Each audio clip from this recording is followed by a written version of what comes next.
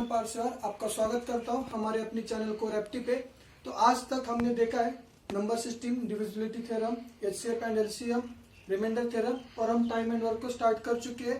पिछले 2 लेक्चर हम अपलोड कर चुके हैं। आज एक तीसरा और आखिरी लेक्चर है। कि ऐसा बात है कि मैं हर एक प्रॉब्लम तो यहाँ पर ले नहीं सकता, तो मैं हर टाइप के मतलब किस किस टाइप के एग्जाम्पल जो टाइम एंड वर्क पे आते हैं उस टाइप का हर एक एग्जाम्पल लेके आपको समझा के बता रहा हूँ। आज तक मैंने मतलब अभी तक तो 2 लेक्चर में बहुत सारे एग्जाम्पल कवर कर चुका हूँ। अगर आपको देखना है तो पिछले हमारे चैनल पे विजिट करके आप देख सकते हो। तो आज हम देखने जा रहे हैं कुछ एक अलग सा कंसेप्ट के साथ वीडियो। तो चलिए आज के क्वेश्चन को हम स्टार्ट करते हैं। अगर आपने अभी तक हमारे चैनल को सब्सक्राइब नहीं किया है तो कर दीजिए और वीडियो अच्छा लगा तो लाइक और शेयर कर दीजिए। तो देखिए क्वेश्चन में क्या दिया है, A can do a piece of work in 10 days, B can do it in 20 days. They begin together, but A goes away 5 days before the work is finished. The work is completed in how many days? मतलब question कहना क्या चाहता है, A एक काम करता है 10 days में, B एक काम करता है 20 डेज में और दोनों स्टार्ट करते हैं, बस कुछ और कारण की वजह से A वर्क कंप्लीट होने के 5 दिन पहले छोड़ के चला जाता है। इसका मतलब क्या है, आप और आपका फ्रेंड लड्डू बना रहे हो।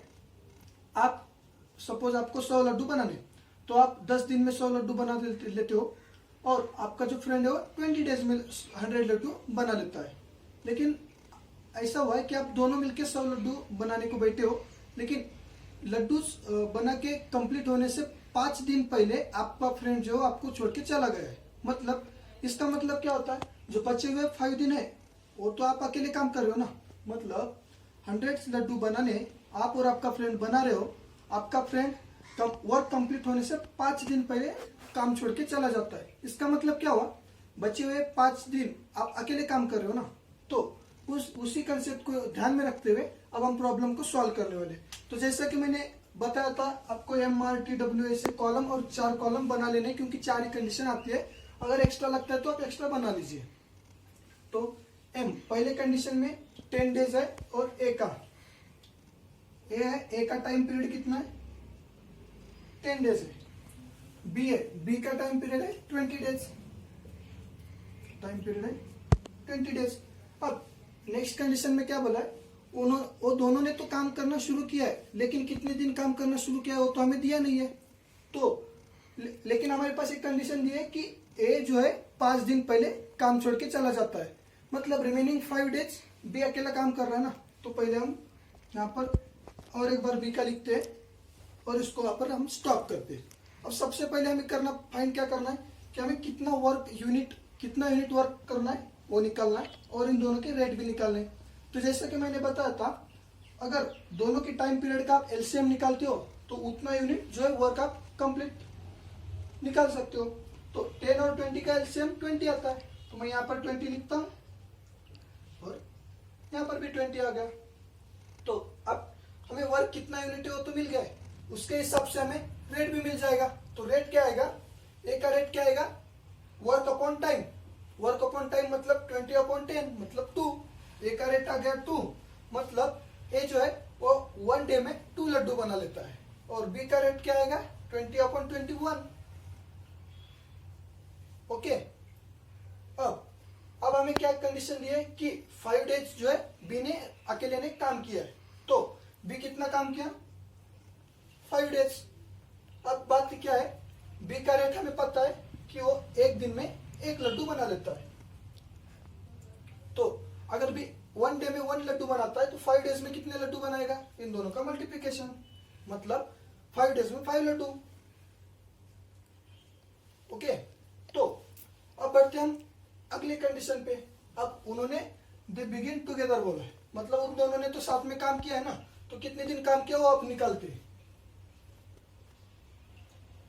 बी। ओके, हमने यहां पर लिख दिया A + B।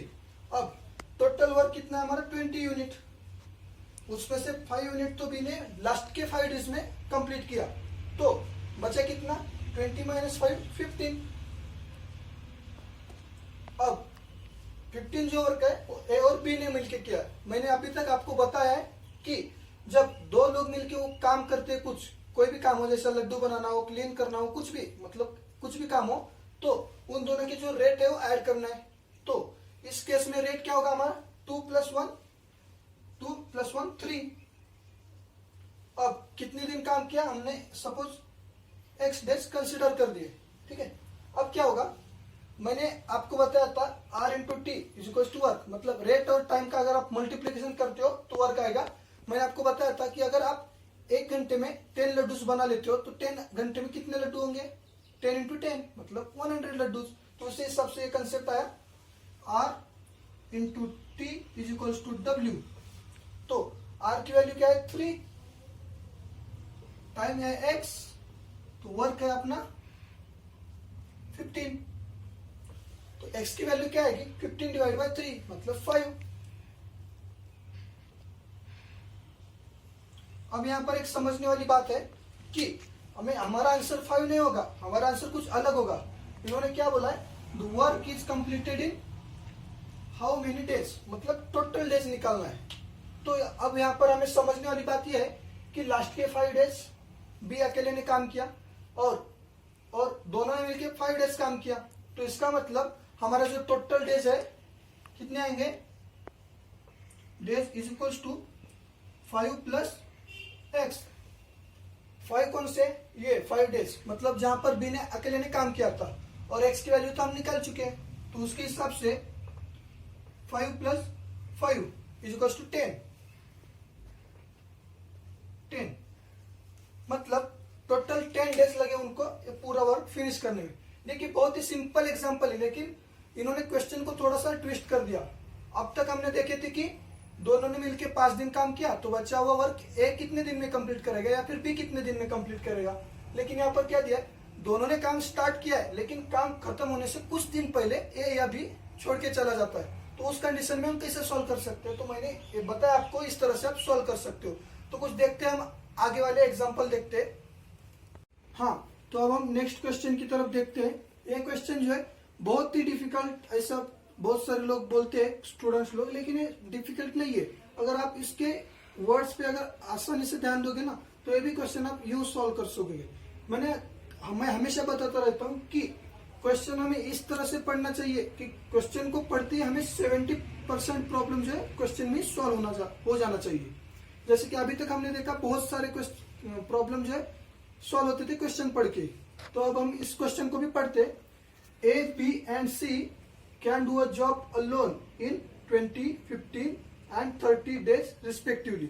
मतलब A, B और C को जॉब कंप्लीट करने के लिए 20, 15 और 30 दिन ऐसे लग रहे।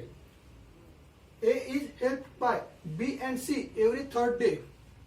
In how many days the job will be completed। अब इस लाइन को आप सेकंड लाइन को ध्यान से पढ़िए। A is helped by B and C every third day। क्या बोल रहा है, every third day मतलब 2 दिन A अलोन काम कर रहा है और थर्ड दिन को B और C A की हेल्प करते हैं। मतलब थर्ड डे को A, B और C तीनों मिलके काम करते हैं। आप इसको समझिए, A is helped by B and C every third day मतलब एक 2 दिन काम करता है और थर्ड डे पे बी और सी उसको हेल्प करने आते हैं। इसका मतलब वो तो काम कर ही रहा है और बी और सी आ रहे। मतलब आप अकेले काम कर रहे हो 2 दिन और तीसरे दिन आपको हेल्प करने के लिए आपके 2 दोस्त आ रहे। इसका मतलब एक थर्ड डे पे तीनों मिलके काम कर रहे हैं। ठीक है, इतना समझिए। अब हम देखिए कितने आसानी से क्वेश्चन को यूं चुटकियों में सॉल्व करते हैं। तो एम की जगह पे मैंने बताया था ए, बी, सी, ए। अब ए कहां से है मैं अभी आपको बताता हूं। ए कितने दिन काम करता है 20 दिन, बी क्यों 15 डेज और सी के लिए 30 डेज। अब इन तीनों का एलसीएम क्या आएगा 60 आएगा। 60 से इसको ये तीनों मिलके 60 को इजीली डिवाइड कर सकते हैं। 60 मतलब हमें एक तो पता चल गया कि हमें कितना यूनिट वर्क करना है। 60 यूनिट हमें वर्क करना है और वो वर्क करने के लिए कितने दिन किसको लगने वाले वो भी यहाँ पर गिवन है। तो इससे हमें इजीली रेट भी मिल जाएंगे। तो ए का रेट क्या आएगा वर्क अपॉन टाइम 60/23, बी का रेट 60/15 4, सी का रेट 60/30 2। अब ये तो हो गई पहली लाइन खत्म। अब सेकेंड लाइन पे देखना है, A is help by B and C every third day. आपको कोई आपके दो दोस्त आके तीसरे दिन मदद कर रहे, इसका मतलब पहले 2 दिन तो आप अकेले काम कर रहे हो ना, इसका मतलब ए अलोन 2 दिन काम कर रहा है 2 डेज। ए का रेट कितना है 3 है, तो 2 दिन में ए ने कितने लड्डू बना लिए 3 टू 6 लड्डू ए ने 2 डेज में बना लिए। अब थर्ड डे की तरफ हम बढ़ते हैं। थर्ड डे में उसने क्या बोला है, बी और सी ए को हेल्प करने आ रहे, मतलब आप लड्डू बना रहे हो, थर्ड डे में आपको आपके 2 दोस्त मदद करने आ रहे। तो इसका मतलब यहां पर हम तीनों ने मिलकर काम किया, ए प्लस बी प्लस सी, ए प्लस बी प्लस सी, मतलब थर्ड डे मतलब सिर्फ एक दिन। एवरी थर्ड डे बोला है, वो अपन हम कंसेप्ट बाद में देखते हैं, लेकिन हम पहले 3 दिन का काम कर रहे। तो पहले 3 दिन में 2 दिन ए ने किया, एक दिन तीनों ने किया। अब तीनों ने काम कितना किया या फिर तीनों ने मिलकर कितने लड्डू बनाए वो काउंट करने के लिए हम तीनों के रेट जो है ऐड कर लेंगे। 3 + 4 7, 7 + 2 9, ये आ गया 9। ओके, तो 9 × 1 9। इट मीन्स कि थर्ड डे पे तीनों ने मिलके 9 लड्डू बना लिए और पहले 2 दिन ए ने 6 लड्डू बना लिए। मतलब अब हम यहां पर देखते हैं, फर्स्ट 3 डे कितना वर्क हुआ, ए के 6 लड्डू, ए प्लस बी प्लस सी के 9 लड्डू यहां से आए। ये कहां से है, यहां से। अब इन दोनों की अपन एडिशन कर लेंगे तो 6 और 9 15, मतलब फर्स्ट 3 डेज में हमारे 15 लड्डू कंप्लीट हो गए। लेकिन हमें कितने बनाने, 60 यूनिट, मतलब हमें 60 लड्डू बनाने। तो हमें कितना टाइम लगेगा, फर्स्ट डे को हमने 15 लड्डू बना लिया फर्स्ट 3 डे में, तो नेक्स्ट 3 डे में भी और 15 होंगे, second 3 day 15, right, correct. Same इसी तरह से थर्ड 3 डे में भी 15 लड्डू बनेंगे, थर्ड 3 डीज 15। फोर्थ, अब देखना पहले काउंट कर लीजिए कितने लड्डू हो गए, 15 + 15 + 15 45 लड्डूज बन गए। तो अब हमें क्या करना है, और फोर्थ 3 डेज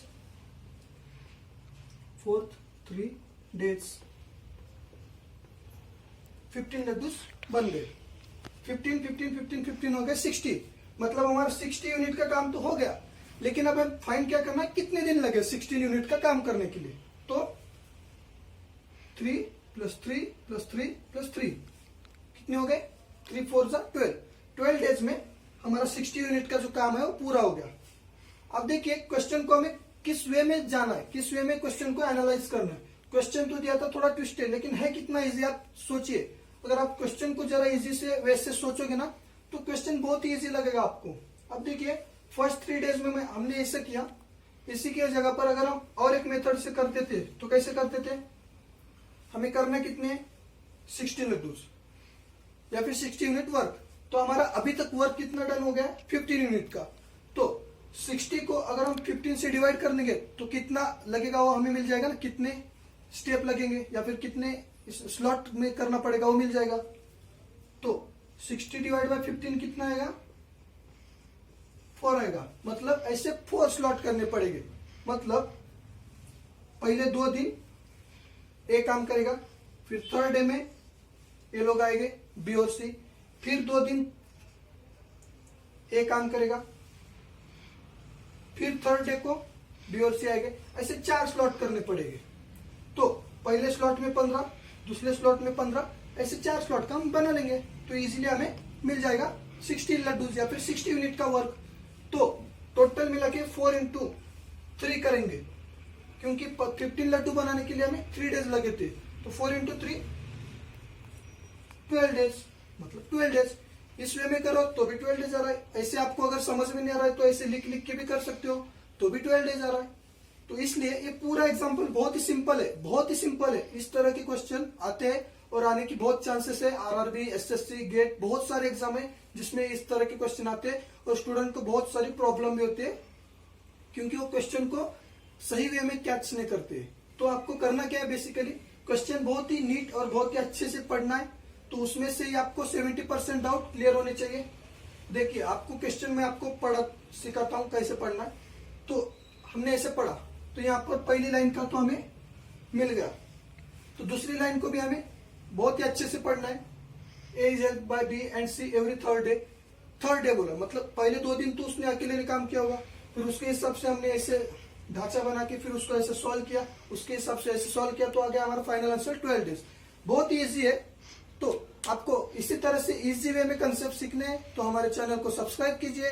अगर वीडियो दिल से अच्छा लगा तो लाइक शेयर कर दीजिए। आपकी वजह से और स्टूडेंट को फायदा होगा कि इतना इजी वे में उनको भी सीखने को मिलेगा। अगर आपने टाइम एंड वर्क के पहले 2 लेक्चर नहीं देखे तो वो भी देख लीजिए, मैंने वहां पर बहुत ही अच्छे से उसको समझाया। तो अब जरा रुकिएगा, मैं आपको बहुत ही एक सिंपल कंसेप्ट बताने वाला हूं।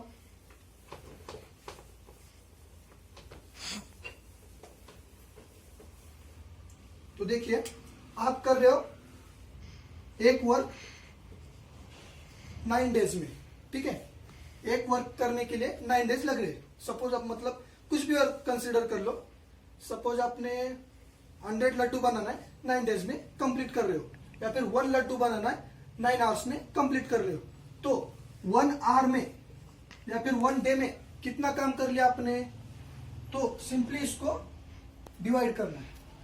1/9 काम आपने कर लिया। और एक आपको एग्जांपल लेके समझाता हूं। आपको टू वर्क करने के लिए सपोज 8 डेज लग रहे, तो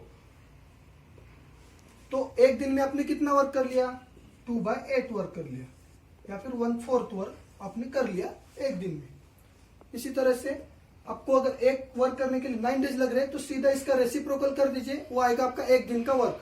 और अगर आपको दिया है 1/9 वर्क एक दिन में कंप्लीट हो रहा है तो टोटल वर्क कंप्लीट करने के लिए कितना दिन लगेगा, सीधा इसका रेसिप्रोकल करना है, 9 डेज लगेगा, ठीक है। तो एक बहुत ही सिंपल कंसेप्ट है, इस पे क्वेश्चन आ चुका है इसलिए मैं आपको लास्ट में बता रहा हूं, क्योंकि इस पे ऊपर क्वेश्चन लेने जैसा ये इतना भी इंपॉर्टेंट टॉपिक नहीं है, लेकिन एक कंसेप्ट बहुत इंपॉर्टेंट है, आपको समझना चाहिए, इसलिए मैं आपको बता रहा हूं।